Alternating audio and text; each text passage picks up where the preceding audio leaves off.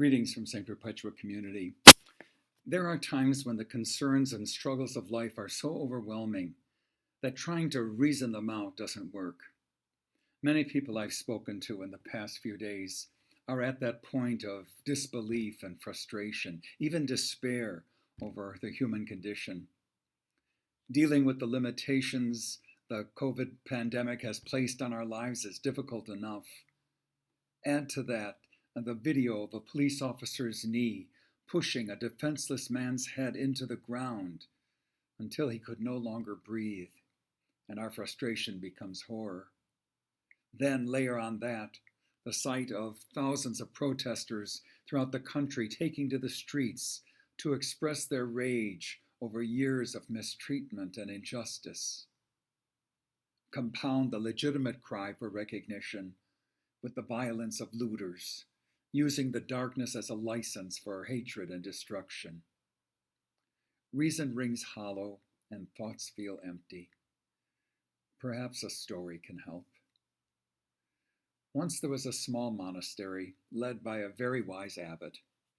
A young man who had recently entered the monastery was having a hard time adjusting to the monastic life. He was constantly complaining and criticizing. The older monks of the community had grown tired of his constant whining and went to the abbot with their concerns about the young novice. One morning, the abbot sent the novice to fetch some salt. When the novice returned, the abbot instructed the unhappy monk to put the salt in a glass of water and drink it. The novice did as he was instructed. "How does it taste?" the abbot asked. "Bitter," spit the novice. The abbot smiled. "Get some more salt and follow me." The abbot and the novice, clutching another handful of salt, walked to a small lake near the monastery. "Throw the salt into the lake." Again the novice did as the abbot asked. "Now," Father Abbot said, "take a drink from the lake." As the water dripped down the young man's chin, the abbot asked, "How does it taste?" "Sweet and clean," the young man said, wiping his mouth on his sleeve. "Do you taste the salt?" "No," the novice said. The abbot sat next to the serious young man, who so reminded the abbot of himself many years before, and explained, "Brother, the pain of life is pure salt, no more, no less. The amount of pain in life remains exactly the same. But the bitterness we taste depends on the container we put the pain in. So when you are in pain, when you hurt, when you feel broken, the only thing you can do is enlarge your sense of things. Stop being a glass. Become a lake."